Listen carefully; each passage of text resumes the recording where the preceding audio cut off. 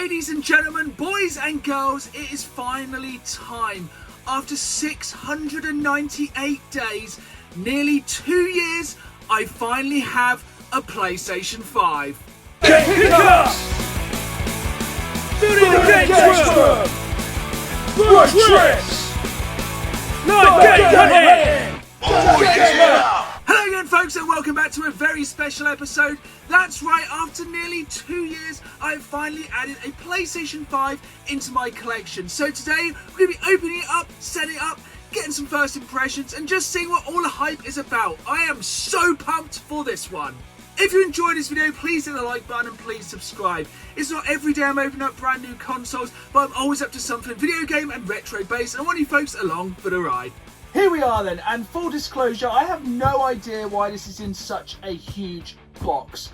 I've waited a long while to pick this up. I'd love to say I've done it by trading in games the old fashioned way, but I've saved up for this and just basically got the money together. Over this time, I have just been struggling to actually find one in the stores. These sell out very quickly, so I was very happy to pick this one up, especially with the lead up to Christmas, but mainly because God of War Ragnarok is just around the corner.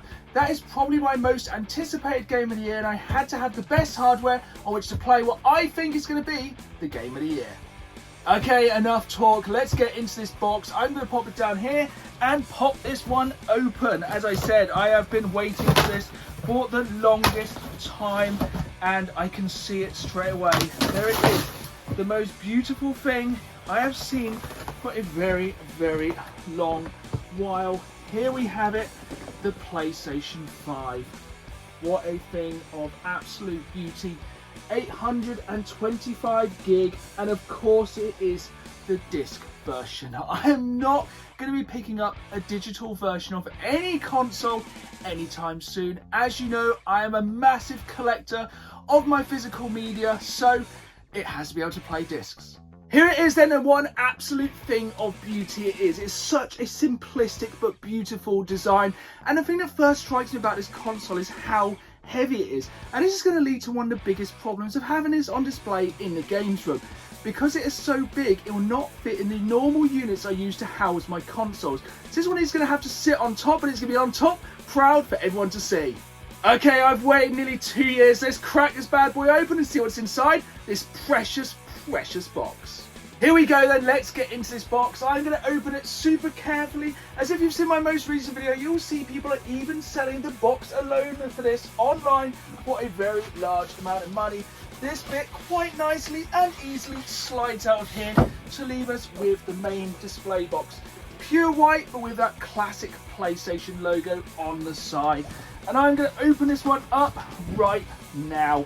Here we go, opening it up, and you can see even more instructions. Just getting into this, there's another box in here. The thing is box after box after box. So on top we have the instructions, which are weirdly folded already. Since it's a brand new console, it is a little bit strange. I'll put them to one side for the moment. Obviously, first thing we have on top is our power cable, which looks surprisingly short, but I'm sure if you know the games room, there's enough power outlets at the back. And then the first thing we see on top is that new DualShock controller, and it is a beauty. If you've never seen one of these, they are such a nice design. It feels so good in your hand. It's a lot weightier, I would say, than the PlayStation 4 controller, but you can definitely tell this is a next gen console controller. It is an absolute thing of beauty.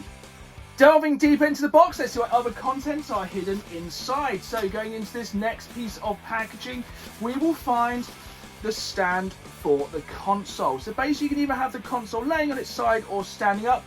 Due to space, I will be having it stand up, so it's pretty good you get a stand out of the box. It may sound weird, but I am kind of glad it does come with another HDMI cable. I have hundreds and hundreds of miles of cable connecting all of my consoles, so it's always good to have another fresh, brand new lead to add to that setup. Here it is then, folks, the grand unveiling, unwrapping the PlayStation 5 console. I am like a kid at Christmas at the moment. I have waited so long for this, and it's just beautiful. It's such a thing of absolute beauty, but look at the size of it. I'm going to have to zoom out so you can really take into account how big this console truly is. Here we are then, folks, the PlayStation 5 console in all its black and white glory, and what a thing of beauty it is. It is actually amazing to me how big this thing is. But obviously if you get the digital one, it's a little bit smaller. We do have the disc drive there. The only thing we've got left to do now is get this set up. But first we need to find somewhere to put it in the games room. This is the problem then, folks. You can see here the PlayStation 5 is way bigger than any other console. It will definitely not fit inside the IKEA Calyx units where my consoles normally sit. So this one is going to have to be on top of my media unit. I'm sure you all know by now, but I am pretty terrible at DIY, so I did have to look up how to do the stand for the console. So I'm going to have it standing up vertically.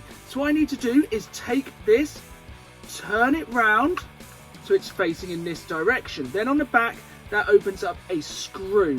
This then screws into the bottom of the console so it can stand on your media unit. So here we have the completed setup.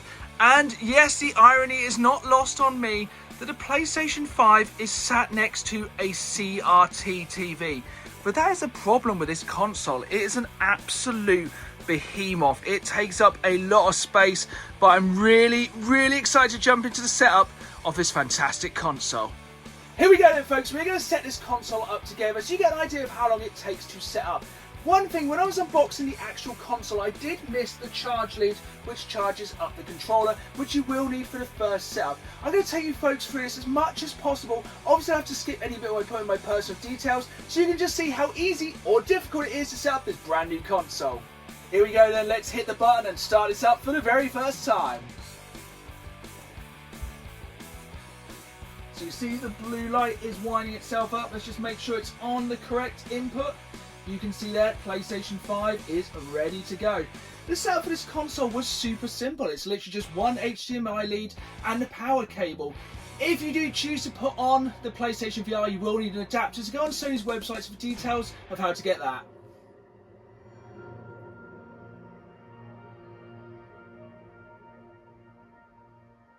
So my controller is plugged in, ready to go. So I'm going to grab that now. The lead is a little bit longer than the one that came with the PlayStation 4, so that's always a good thing. Let's hit that middle button and get into the setup. So obviously one of the things with everyone having different sized TVs now, this is a 65-inch 4K TV, so I do have to adjust it just to be a little bit bigger on the screen. And let's get into the setup. So brightness, I do like my TV to be pretty bright, so that looks good to me.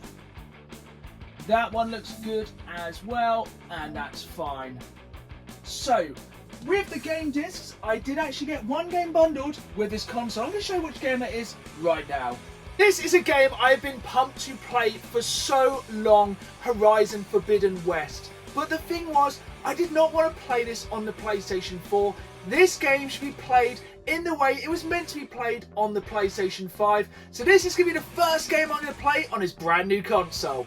Here we go then, my very first game going into the PlayStation 5. Of course, because I bought the disc version.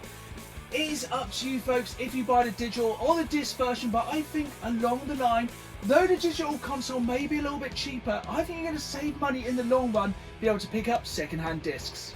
This is quite an interesting power options. In the world today, you'd think I'd use the low power use because it consumes less power, but it doesn't apply updates. It'll download and install them when the console is on, and it doesn't charge the controller. For me, I want the optimized experiences that always applies the latest updates, so basically as soon as I get home, the console is ready to go. Here we are then, scrolling through the system software license agreement. Obviously I'm selling my soul now for Sony, but at the end of the day, I do have a PlayStation 5, so what else am I going to sell my soul for? You know, this is a console I've been after for a long while, and I'm sure there's nothing in here which is going to go against me playing the game. Of course, you buy any console, you have to update it straight away, just so you can get the console running at its best. It'll be quite interesting to see how quick this update is. I do have quite fast internet, so about 90 seconds isn't too bad for an update for a brand new console. This is quite an interesting part of the setup of the console. It asks you which media apps you'd like to download. So I'm going to add a couple of these on. I'm going to add Disney, Prime Video, Netflix, and of course, YouTube. It's a very cool feature. You can transfer the data from your PlayStation 4 straight over to your PlayStation 5. So this looks fairly simple to do. All you have to make sure is the PlayStation 4 is turned on and the PlayStation 4 and 5 are connected to the same network. So we'll see how quick this takes to set up. There we have it then, the console is ready to transfer. This will take a little while, so we'll be coming back in a little while to see the console all set up, ready to go. Here we go then, about 90 minutes later, the transfer for the PlayStation 4 is ready to welcome us to PlayStation 5. And more updates.